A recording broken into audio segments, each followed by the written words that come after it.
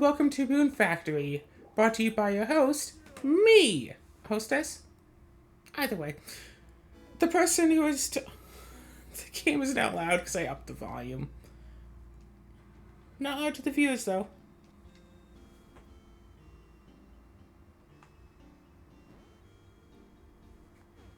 But anyway, the person who, when told that it would be impossible for a level 1 party to defeat a difficulty level 7 scenario in Gloomhaven, specifically scenario 2, decided to make a plan around it, and it's theoretically to win in, was it, round 2? Turn 2?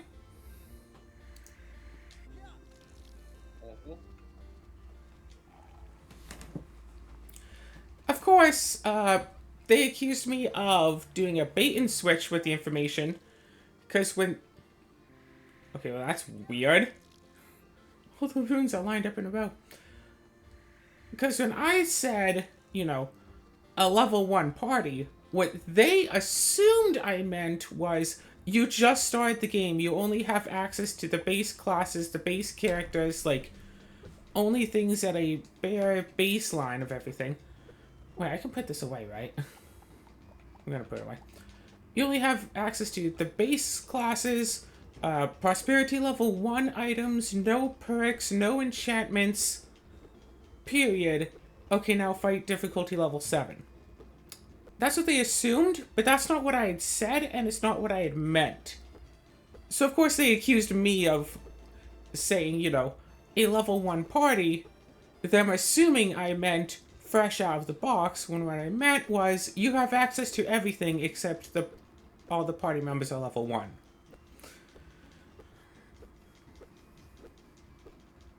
Because with the right items, your level deficit doesn't really matter, and also with the completely broken Gloomhaven enchantments.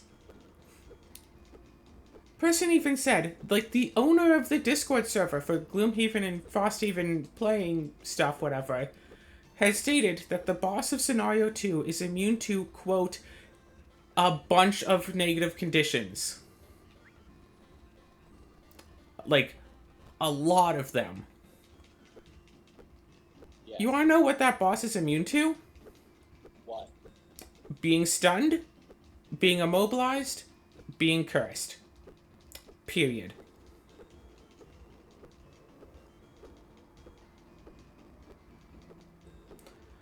A boss being immune to curse 90% of the time means nothing because you can curse other enemy characters, and since they all use the same attack deck, the boss can still wind up getting nulled anyway. Them being immobilized doesn't really matter. Especially with this boss. Immobilizing this boss doesn't matter. The only thing that does matter is that you can't stun them. But it's fine, because between all of the classes available for Gloomhaven, I think only like 3 or 4 of them could possibly stun an enemy. And most of those are on loss effects anyway, so it's not even useful. So between everything that you have access to, stunning and... it's basically a moot point that it can't be stunned. It can still be disarmed, and that's really what's important.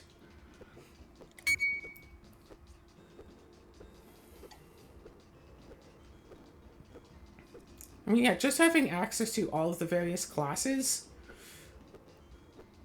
even without enhancements, and even without items beyond Prosperity 1, you could very well possibly still do the fight anyway, with a bit of luck.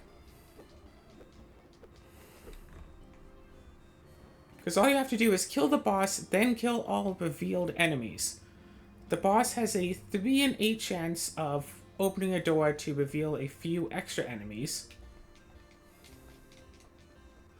Oh right, I need the scythe to get this stuff. Right. However, if you kill the boss before I can get that, you're fine. And that's where it being stunned would be really useful. because he can just stop it from opening up new doors. But oh well. I made a rather convoluted plan with some high tier items to be able to, yeah, kill off a bunch of enemies and deal a ton of damage to the boss within the first turn. You know, before the boss actually has a chance to start doing anything. Right.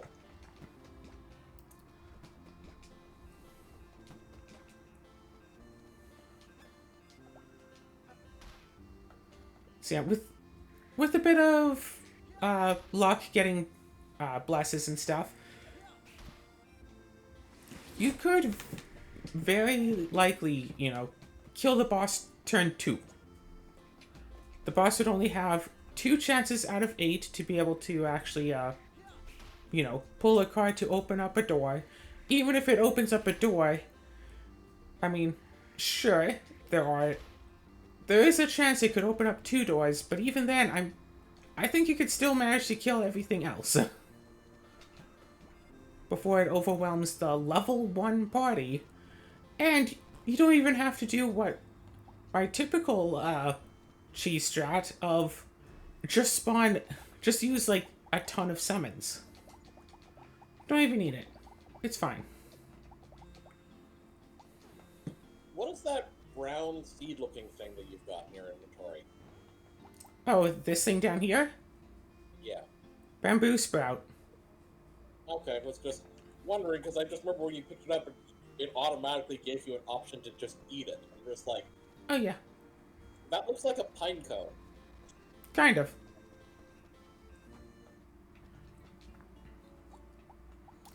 Hey, animals like me at level 3 now.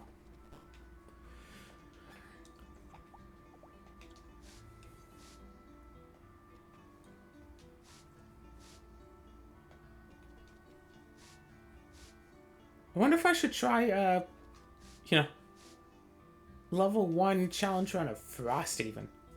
Because I like challenge runs. Basically, everyone I ever talk to about challenge runs ever says, "You're stupid for thinking that you could enjoy that. How dare you think that that could be fun for literally anyone on the planet? You're stupid. That's impossible. You're stupid." And it's like, gee, way to be nice and not violate your own rules of your own server. It's like, yeah, I understand challenge runs aren't for everyone. Not everyone wants to play... Not everyone who plays Pokemon wants to do Nuzlocks. And I mentioned that, and then one of the people arguing against me was like, oh, but that's different, because Nuzlocke and, like, Ironmon challenges, you know, single, can you beat X Pokemon game with Y Pokemon, whatever. It's like, oh, well, Ironmon is a speedrunning category, so that's why literally everybody enjoys it. But your challenge is stupid, and you shouldn't even try it, because it's impossible, and you shouldn't even try, and that's not going to be fun, because I know what's fun for you, and I know that that's not going to be fun for you, so you shouldn't try it. So that place is insanely toxic. I blocked both of them. One of them, again, is the owner of the server who is being toxic. But there are no rules against blocking mods or the owner, so... I mean, if they ban me from that server, I really don't care.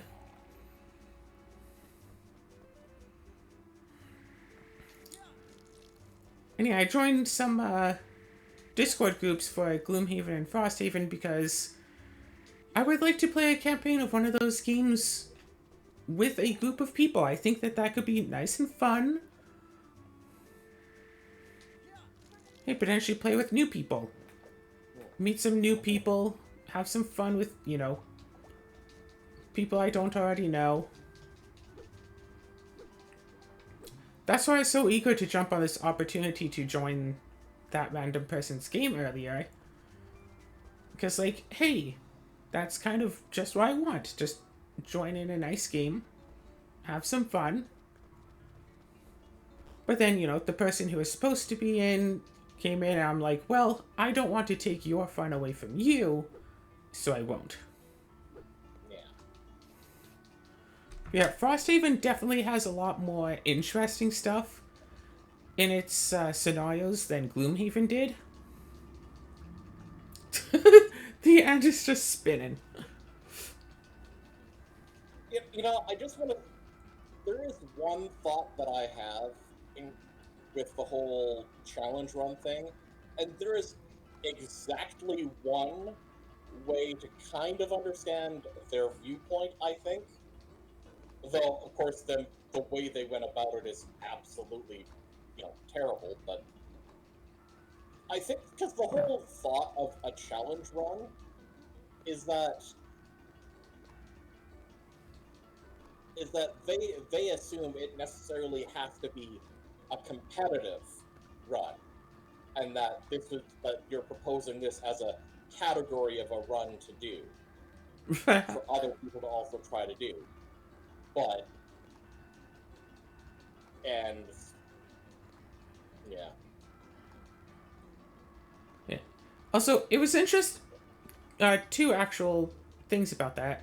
One, it's interesting the person specifically mentioned Ironmon as a category of a challenge run that people enjoy doing and want to do lots and lots of. Because, was it like 99% of Ironmon runs don't make it out of Oak's lab? yep, So the odds of actually winning, Gloomhaven scenario at difficulty +6 is more likely than winning an Ironmon game.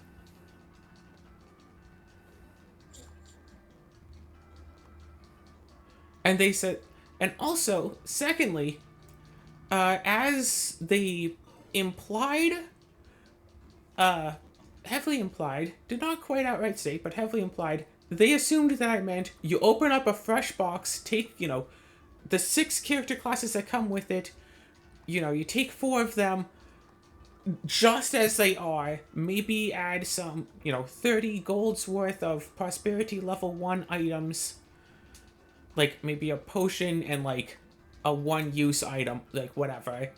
Okay, now try difficulty level +6. And it's like, no, surely that's impossible because the enemies are going to murder you. And it's like, yeah, that probably would be impossible in all but, the most lucky situations. But that's not what I meant. They assumed that, and then they started getting mad at me for doing a bait and switch because when I said level 1, I didn't mean the level 1 that they assumed that I meant. They assumed my own meaning and got mad at me that I didn't mean what they assumed that I meant.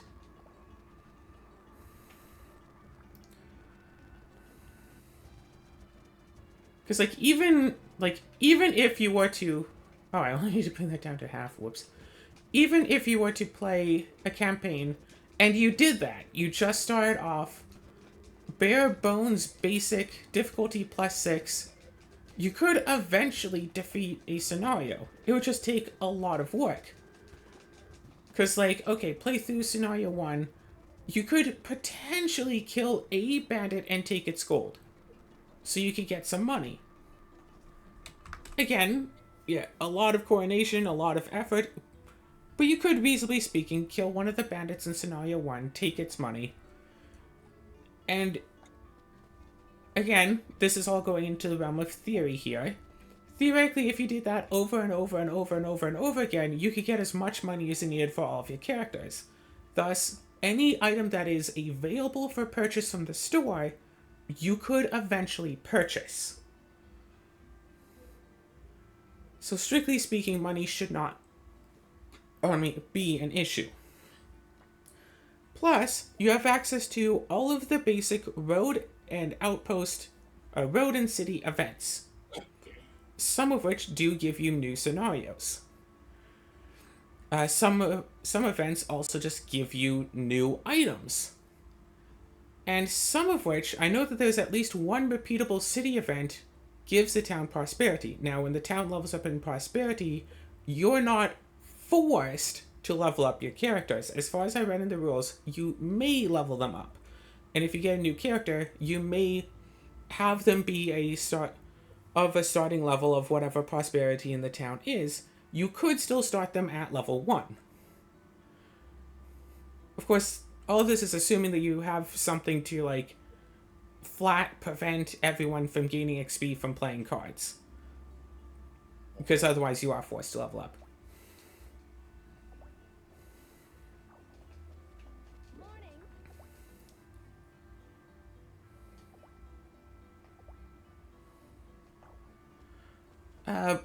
So you can get money and you can level up the town. So all of the prosperity unlocks of the town are available.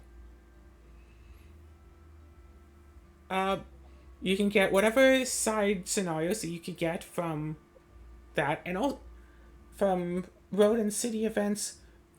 Plus, you can get a few retirement goals. Because I know there's one for killing bandits.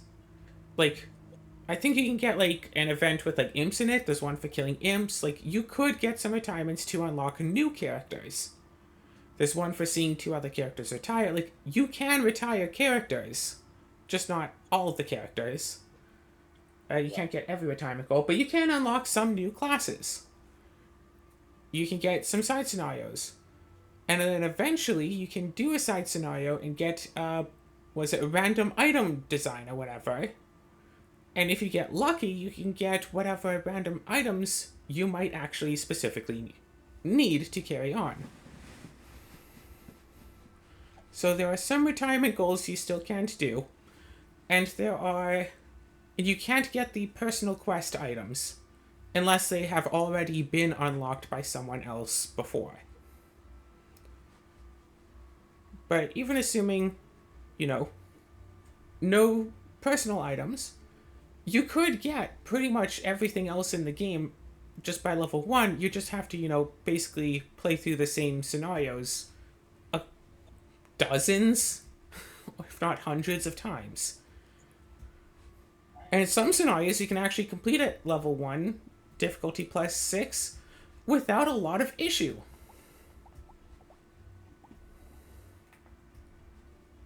Oh, Roy wants a ruby.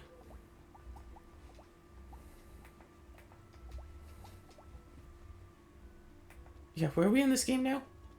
It's about 10 a.m. Gordon wants some strong string. Let's talk to people.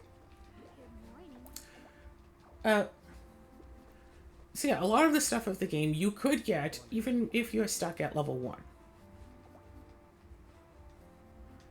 There's one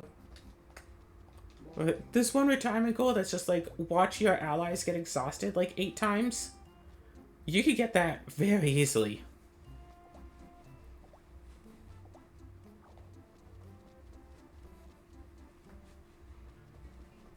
So you could unlock a lot of stuff of the game, and then sure, eventually you could absolutely beat, scenario 1 and then get to scenario 2 and even beat scenario 2. Take a lot of time grinding, but it is absolutely possible.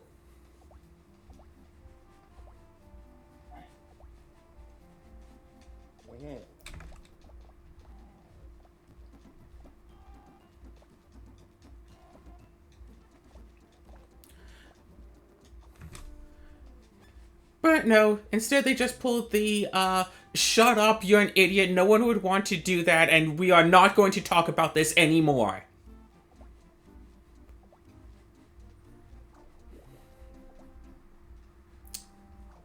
So yeah, what a nice, nurturing, and welcoming, and friendly community. I say, as sarcastically as I can muster. Yeah.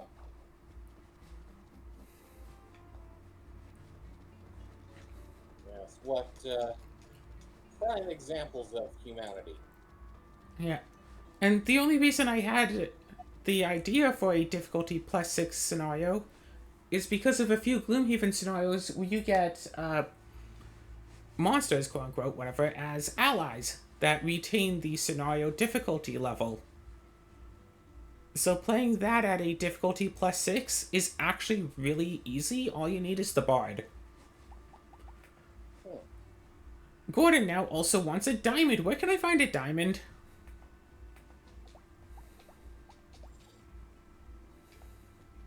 Oh, you want me to look that up? Yes, please.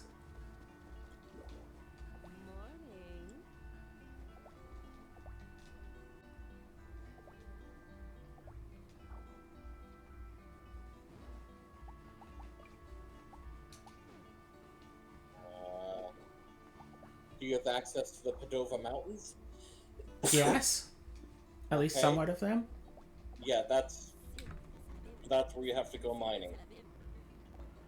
Okay, so just generally in the Padova Mountains. Gotcha. Yeah.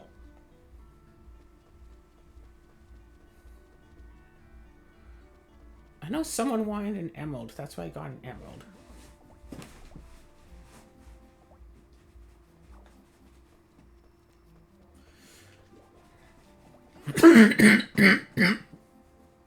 What is your mining level?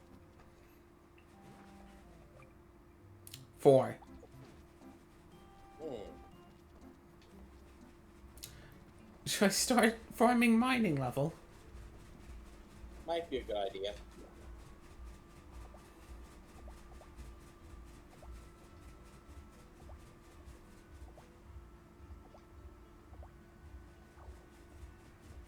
Alright.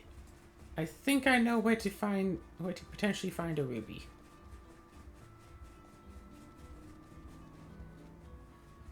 In Remnant? No. She fell out of the world, remember? Yeah, but didn't you remember how that ended? She died? What? No. They came back. And then, did you die? Yes, but I lived.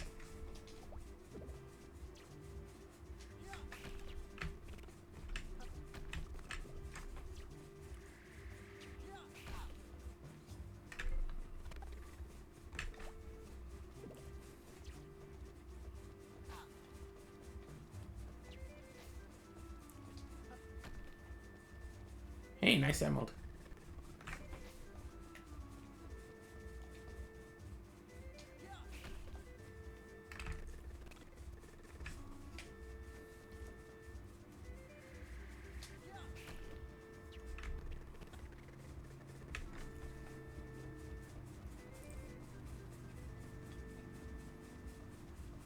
Okay, there's supposed to be a ruby somewhere in one of these rocks.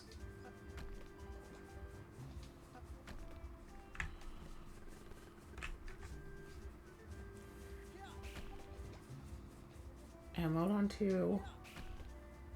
Iron on 2.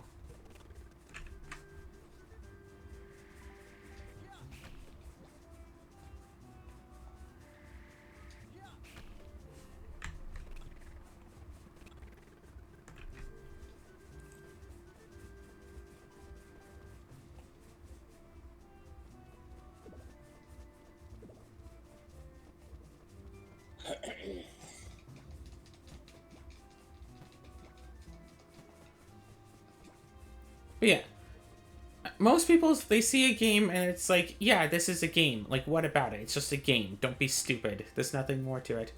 I see a game, it's like, okay, cool. I played through the game, whatever. Hey, how can I, do something fun with this? Have a new experience. I like to do something new with it. Like, heck, playing through Rune Factor using just a watering can. Gives you a chance to, stop and smell the roses, whatever. Guessing my mining level isn't good enough for a ruby either.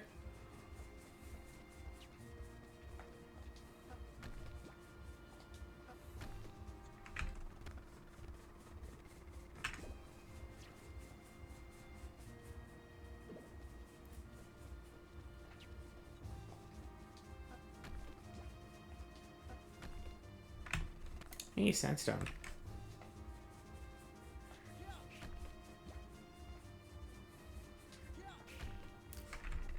Oh, and when it comes to games with interesting mechanics and stuff, there's one in particular I want to show you that was a lot of fun to play. And I'm really hoping that you know of like another game with similar mechanics, because I would love to play through something like that again.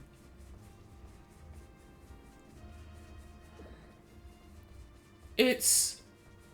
yeah. Shoot, what genre does that count as? I think it's something of an adventure game with stat-based upgrades? I don't know, that's like just an adventure game or what? So essentially, you know, whatever.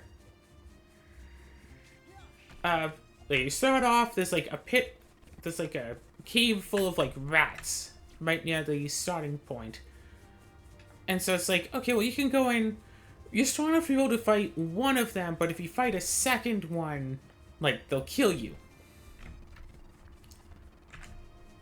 So it's like, okay, well, fight one rat, and then, like, go off and do other stuff. But since you fought one rat, you get some, like, combat experience. And then it's a looper-style game. So, like, on the next loop, okay, still only one rat, blah, blah, blah. But then on, like, say, the 5th or so loop, well, now you can fight, like, 2 rats. And then the 3rd one would kill you.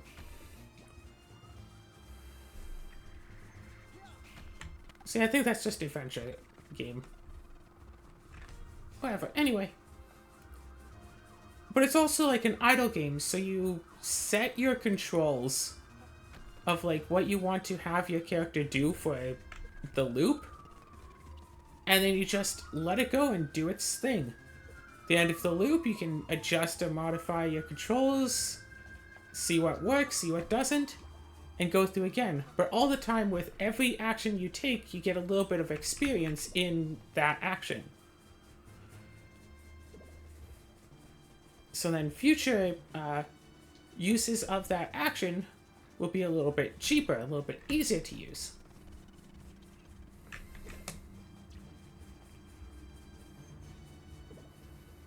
Gotcha. Hi.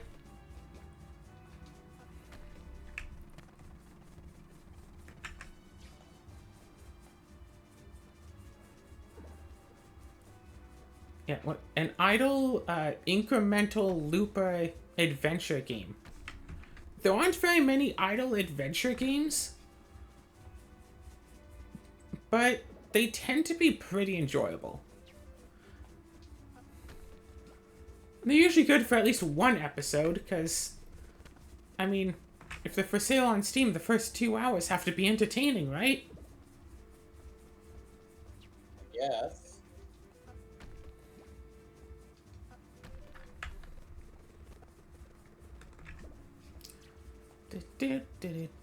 Do.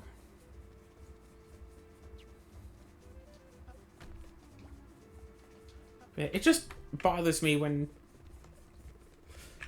I'm trying to keep my mind off of it, but it just really bothers me when someone's like, ew, how could you like that? Literally nobody could ever possibly like that. How could you ever like it? It's like, why, like, who are you to tell me what you assumed that I would or would not like? Like,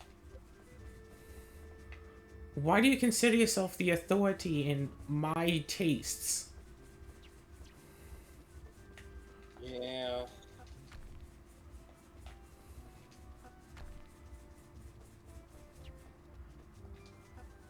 And someone says, like, oh, I want to, like, do this thing. And then everyone around them is like, ew, you're a moron. No one... Who would ever want to do that? No one would ever want to do that. You're weird. It's like... Maybe I'm weird, but it's like, you're just being rude. Yeah. Being, like, really nasty for no reason.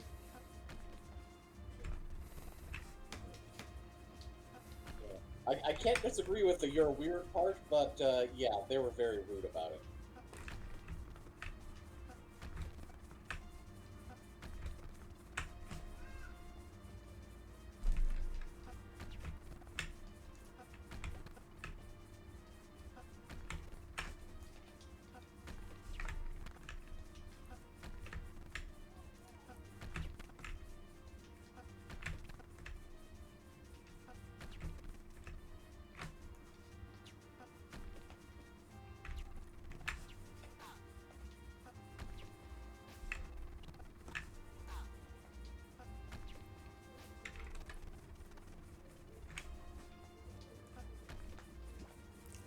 Yeah, it's just... And of course, half the time I, like, tell someone about things like this, like, alright, these people are, like, super rude. It's like, oh yeah, have you ever considered Just letting them be rude and doing nothing about it. Yeah, that's what you should do. You should do literally nothing about it. Just let them be rude to you. And just accept that people are going to be rude to you because you're a weirdo and that's just your lot in life.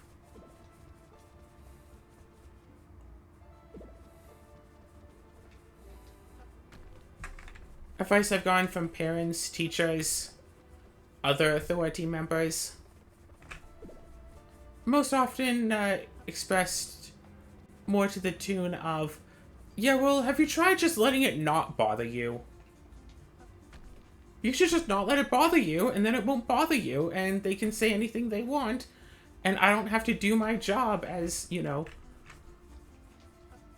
a person in charge of keeping people safe or anything. If you just say, I don't want to go through all the effort of telling them not to do things. It makes them so much fun when they, you know, call you a moron for liking things. So could you just let them? Could you just not bother me with it? I can't be bothered to say anything to them. So could you just ignore it?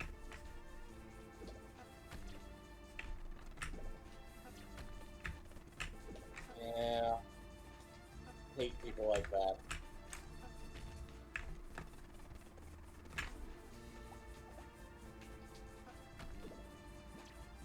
Ooh, a new thing.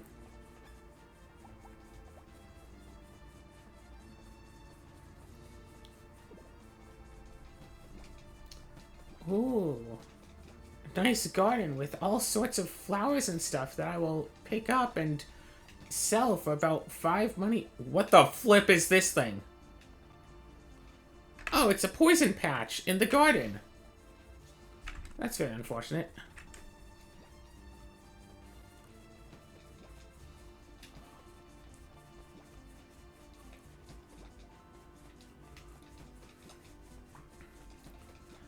Oh, also, remember how I mentioned that PlateUp has, cakes now as part of the main game?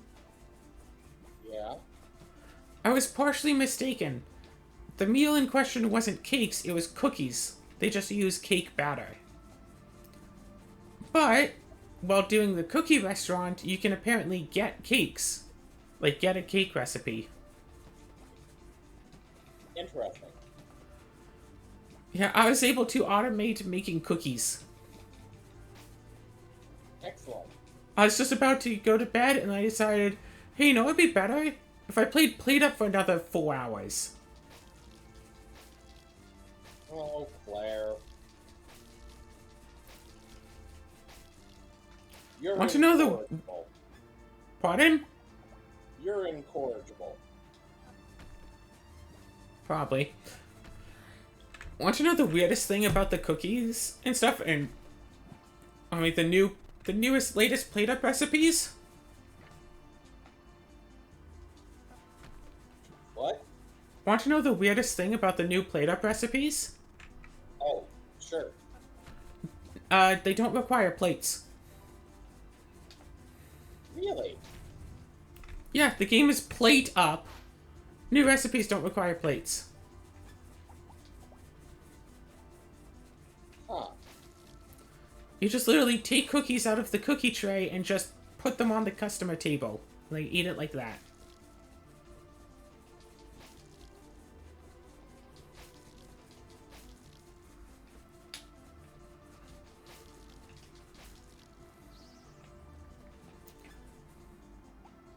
Yeah. Yeah, PlateUp having a whole system of creating stuff that's not like, oh, hey, you put X ingredient in here, it comes out as Y. That is the only thing of this. It's that specific ingredient for this specific outcome. But so it's like, hey, you have like a mixer for all of the chopping and like hand action, whatever stuff. Like, it's really nice because it means that like, oh my gosh, I got a diamond. It means I got a diamond. Yay.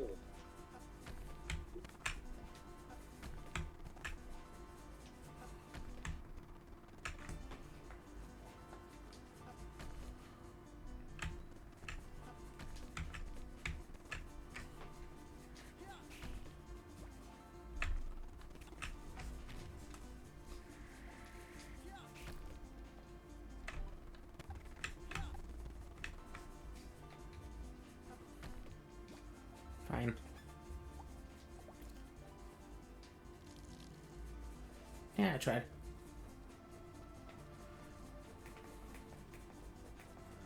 Alright, there's some stuff they wanted to mention.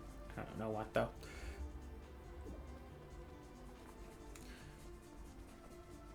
Alright, that means that trying to set up a full automation service, whatever thing, you can start to get really creative about what you do.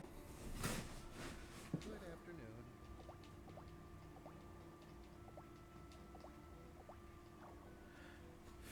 I bet. But yeah, set up a whole automated cookie making thing, and then I realized, oh, they aren't actually cooking fast enough. I would need to Uh-oh. I would need to set up a second danger hob with some rather convoluted overall setup to actually make them cook fast enough for my, 100 or so customers a day. Hmm.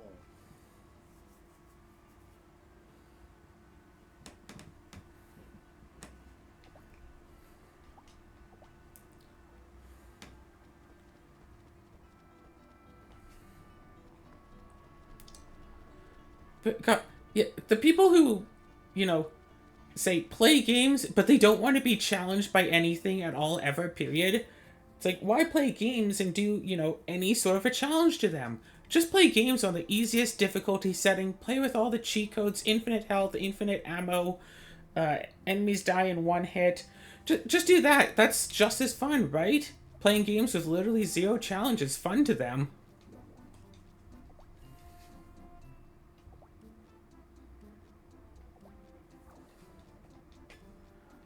Yeah, I'll never understand it.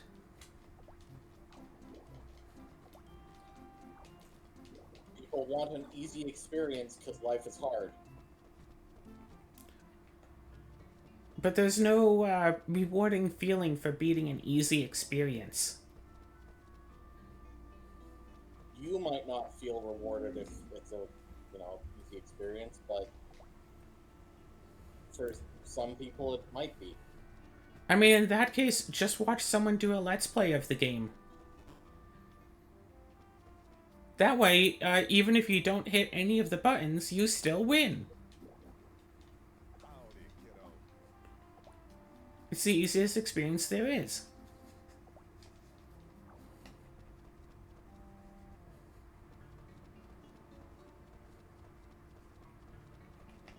Hello. Good afternoon.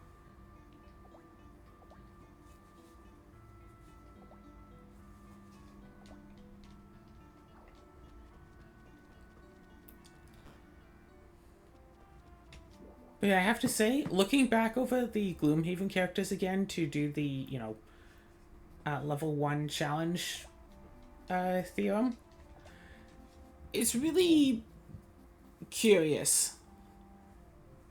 No, was it curious? It's really interesting the differences between Gloomhaven characters and Frosthaven characters. Oh, There are I think there's three Frosthaven characters where the whole thing is creating, like, difficult or hazardous terrain. I think one is difficult terrain, one is hazardous terrain, one makes traps, and then trying to force enemies to walk through them. Good day, love.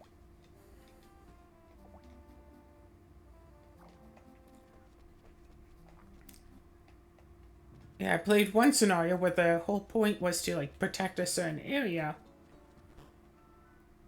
And I had, like, one character protecting their side of things just by making a long, like, line of difficult terrain so the enemies would be forced to snake through it. And the character could just keep shooting them while the enemies just walked through.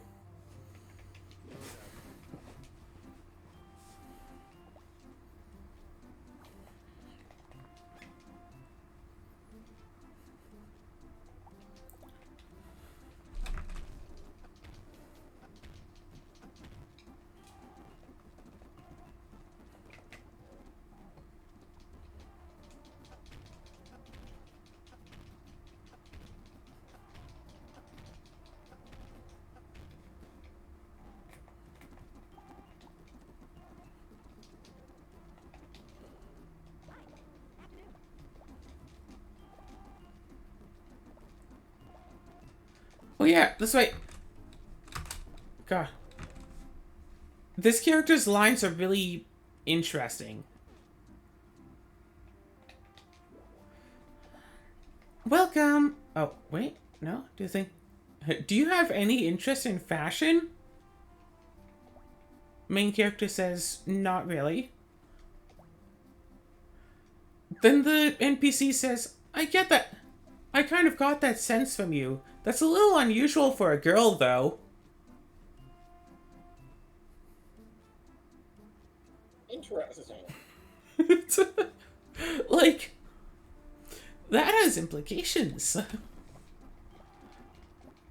Like, it's a thing of, like, oh yeah, that would be unusual if you were a girl, is what, like, the NPC is trying to say, or, like, but that's not actually what they said. So it seems like it's just a translation hiccup. But it is kind of weird that it's like, hey, no, that is specifically what was stated. That's a little unusual for a girl, though.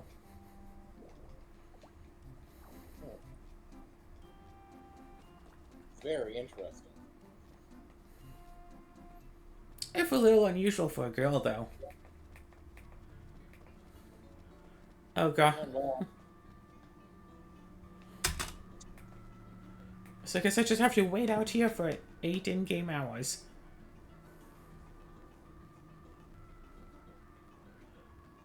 So, here's an interesting thing that popped up online recently. Home self-defense. Imagine you are a weak, scrawny, 90-pound woman. Someone breaks into your house.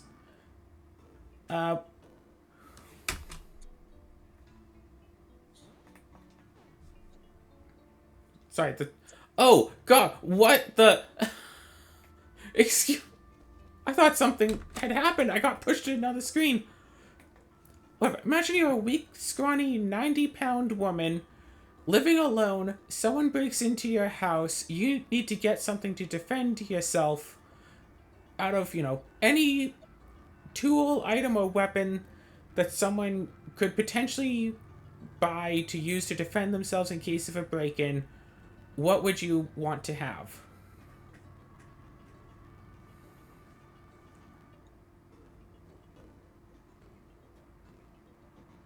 Specifically when facing off against a larger attacker.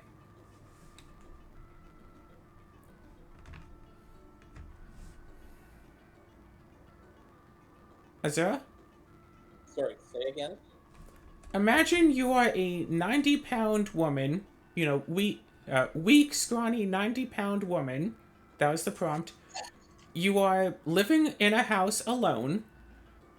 Someone breaks in. They're much larger and stronger than you are.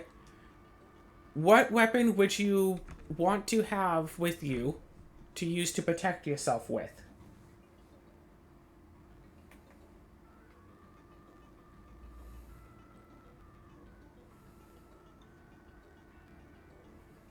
Ah,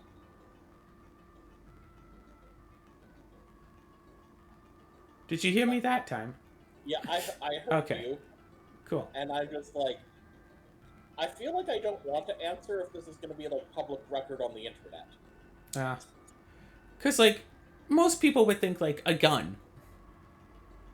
And then it's like, okay, imagine you're living in a place where you're not allowed to have a gun. Whatever, gun regulations. Not allowed to have one. Then what would you want to have to protect yourself in case of, an intruder that is larger and stronger than yourself? Something that you could legally purchase. Notably. Mm-hmm. I mean, Many people... I mean, personally, I'd go with a handy-dandy kitchen knife. Interesting. See, that's what the Rando Online was saying, that would be the perfect option to use against a larger, stronger attacker. But everyone else was saying, no, have a bat. With a bat, you have increased reach. Just like, one good swing, you can, take them down, scare them away, whatever. If you have a knife, if you're smaller than them, you have less reach. You have to get within range of them in order to be able to attack them. And if you have no training with a knife, you're more likely to hurt yourself than you are to actually hurt them in a real fight. Well, here's the thing that I think here. Part of the thing is, if you have a knife, I think that actually comes across as more threatening than the bat for one main reason: harder to disarm. With the baseball bat, assuming like they're big and all that, like from what you're saying, it sounds like, you know, you probably wouldn't, if you're like a 90, tiny woman, you're not really putting a lot of force behind that baseball bat swing. They could grab it.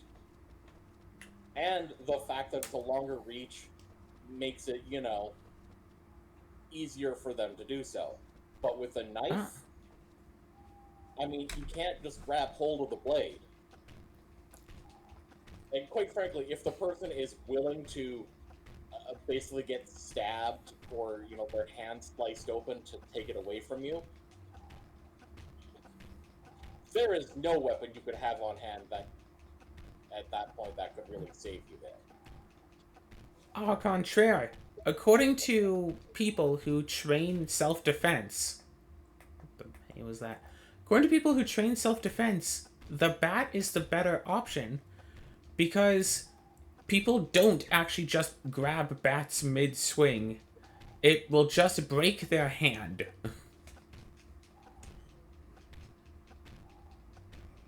According to, I guess I don't necessarily mean mid-swing, but again, we're talking like 90-pound woman here. There isn't going to be a lot of force when they swing that bat, but even then, just the fact that the bat is longer makes it easier for them to reach out and grab it. Plus, if the attacker has, say a bat of their own or a crowbar or anything else, you go in to try to stab them, they bash your skull open. If they already have have their own bat or crowbar, the assumption is they're going to do that anyways. Yeah, but with the bat, you can apparently keep them away. And, this one random was screaming about that they would want to have a knife that they have lots of experience being small and weak compared to a much larger attacker, and they always just use their knife, and they're willing to let their arm be broken by, the attacker's weapon just to get in with a knife, blah, blah, blah, and all this stuff. Despite people with actual, training and despite people who literally fight for a living, because that was the whole actually original post. They were responding to someone who fights, I think MMA or something, for a living. That's their job. I mean, typically MMA doesn't have weapons. But you think that they would know stuff about fighting and whatever. And the whole argument boiled down to rando guy is hugely transphobic and doesn't like the idea of a trans woman. I don't know if she's boxer, wrestler, whatever. I just know that she fights for a living in a professional setting. And even replied, "Oh, I would never in my life put myself in any sort of situation where I'd ever fight a woman, even if I was getting paid for it." So the entire argument comes down to rando dudes being transphobic and saying that professional MMA fighter, who is a woman, is apparently actually a giant hulking man breaking into women's houses and assaulting them. So the whole point is moot anyway.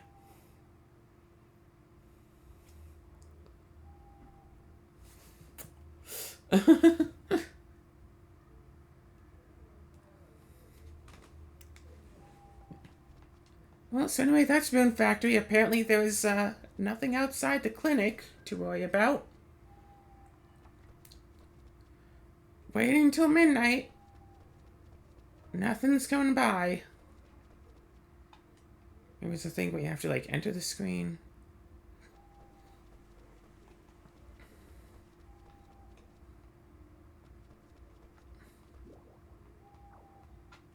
Looks like nothing's happening here.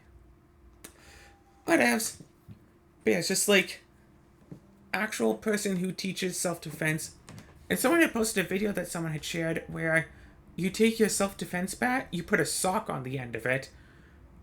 So if someone does try to grab it, you just pull back and all they have is the sock. And then, since you're in a position for it, you stab them with the bat. Even though bats aren't really made for stabbing.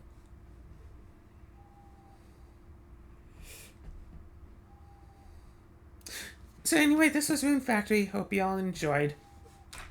The played up episodes might be out eventually? Who's to say? Maybe on Sundays. That could be a new Sunday upload. Who cares? I sure don't.